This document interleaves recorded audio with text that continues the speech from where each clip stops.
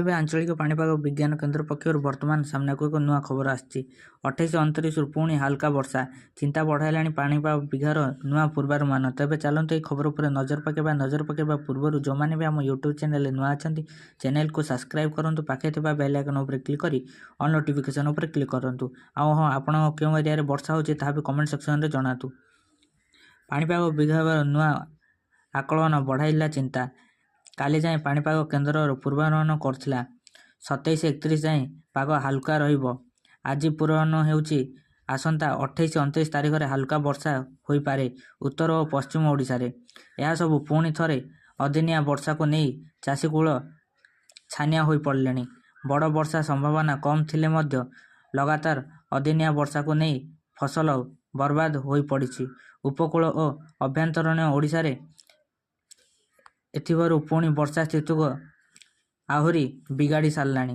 ଅନ୍ୟପକ୍ଷରେ ଜାନୁଆରୀ ପ୍ରଥମ ସପ୍ତାହରେ ଆଉ ଏକ ଲଘୁଚାପ ସମ୍ଭାବନା ଥିବାବେଳେ ବିଶେଷଜ୍ଞ ଅନୁମାନ କରିଛନ୍ତି ସମ୍ଭାବ୍ୟ ପଶ୍ଚିମ ଝଡ଼ ପ୍ରଭାବରେ ଆସନ୍ତା 27-28 ତାରିଖ ବେଳକୁ ଉତ୍ତର ପଶ୍ଚିମ ଓଡ଼ିଶାର ହାଲକା ବର୍ଷା ସମ୍ଭାବନା ଥିବା ନେଇ ପାଣିପାଗ ବିଜ୍ଞାନର ତଥା ଜଳବାୟୁ ଓ ପରିବେଶ କେନ୍ଦ୍ର ନିର୍ଦ୍ଦେଶକ ଡକ୍ଟର ଶରତ ଚନ୍ଦ୍ର ସାହୁ 2 ଦିନ ପୂର୍ବରୁ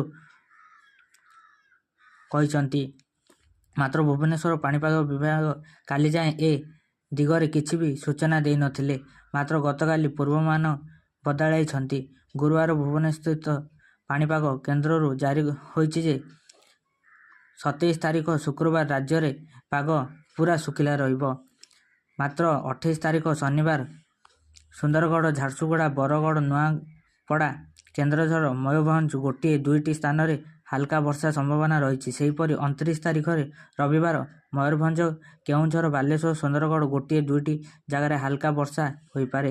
କୌଣସି ସ୍ଥାନରେ ଏକ ବଡ଼ ବର୍ଷା ନେଇ ଆକଳନ କରାଯାଇ ନାହିଁ। ରାଜ୍ୟରେ ବାକି ଅଞ୍ଚଳରେ ପାଗ ଶୁଖିଲା ରହିବ। ଡିସେମ୍ବର 30-31 ଓ ଜାନୁଆରୀ 1 ତାରିଖ ରାଜ୍ୟ ସାରା ପାଗ ଶୁଖିଲା ରହିବ। 27 ତାରିଖ ସକାଳେ ଯାଜପୁର, କେନ୍ଦ୍ରାପଡ଼ା, ଖୋର୍ଦ୍ଧା, ନୟାଗଡ଼, କେଉଁଝର, କନ୍ଧମାଳ, କଳାହାଣ୍ଡି ଓ ରାୟଗଡ଼ା ମଧ୍ୟମ ଧରଣର ହାଲୁକା ଆଂଶିକ ରହିଛି ବର୍ଷା। କଳାହାଣ୍ଡି, କନ୍ଧମାଳ, ବୌଦ୍ଧ, ବଲାଙ୍ଗୀର, ସୋନପୁର ଓ ସମ୍ବଲପୁର ଗୋଟିଏ ଦୁଇଟି ସ୍ଥାନରେ ଘନ କୁହୁଡ଼ି ସମସ୍ୟା ବଢ଼ାଇପାରେ। ଭିନ୍ନ ପୂର୍ବାନୁମାନ ଦେଖାଯାଇଛି କୃଷି ପାରିପାର୍ଶ୍ୱିକ ବିଶ୍ଳେଷକ ଡକ୍ଟର ସୁରେନ୍ଦ୍ରନାଥ ପଶୁପାଳକ। ତାଙ୍କର ଆକଳନ ଅନୁସାରେ ଆସନ୍ତା ପର୍ଯ୍ୟନ୍ତ ରାଜ୍ୟରେ ପାଗ ଶୁଖିଲା ରହିବ। 28 ଓ 31 ତାରିଖ ଭିତରେ ପଶ୍ଚିମ ଓ ଦକ୍ଷିଣ ଓଡ଼ିଶାରେ ପାଗ ଆଂଶିକ ମେଘୁଆ ରହିବ। ମାତ୍ର ପଶ୍ଚିମା ଝଡ଼ ପ୍ରଭାବ ଓଡ଼ିଶା ପଡ଼ିବାର ସମ୍ଭାବନା ନାହିଁ। ନୂଆବର୍ଷ ପାଗ ପାଇଁ ଅନୁକୂଳ କରିଛି। ତେବେ ବ୍ୟୁରୋ ରିପୋର୍ଟ, ବିଜୟଲକ୍ଷ୍ମୀ ନ୍ୟୁଜ୍।